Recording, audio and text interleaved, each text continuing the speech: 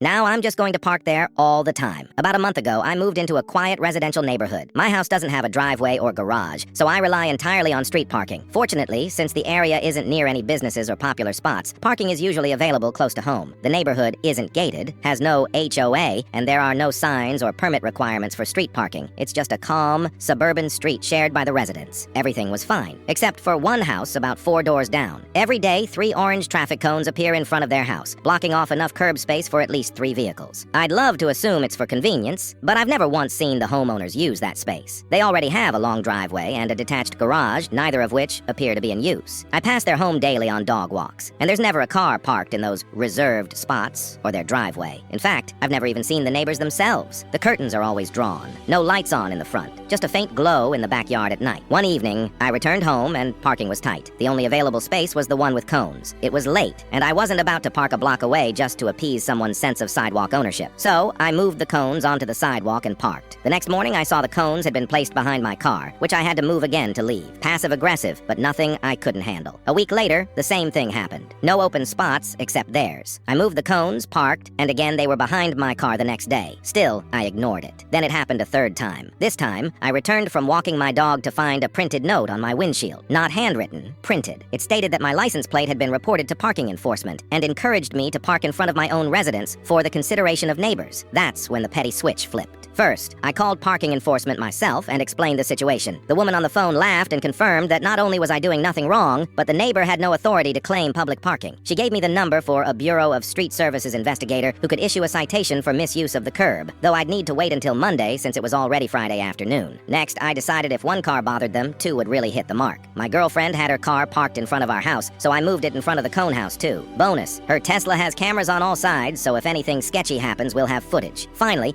I started considering a longer-term plan. If citations don't happen or they continue this nonsense, I'm seriously thinking about buying the oldest, ugliest car I can find, registering it as non-operational, and legally parking it in front of their house indefinitely. A rolling eyesore to match their behavior. There's no logical reason they'd want the street in front of their home to remain empty. It's not a high-traffic area. They don't use the space themselves. No one's fighting for parking, and there are no nearby businesses drawing random cars. The only explanation is that they enjoy the appearance of an unobstructed curb and believe they're entitled to it. But that's not how public property works. I've been courteous, I've parked elsewhere when possible, but when they try to lay claim to something they don't own, then get passive-aggressive when challenged, the gloves come off. Now, when I see those cones, I don't hesitate. I move them, I park, and I smile. And if they want to keep pushing it, I'll make sure that stretch of curb stays occupied for a long, long time.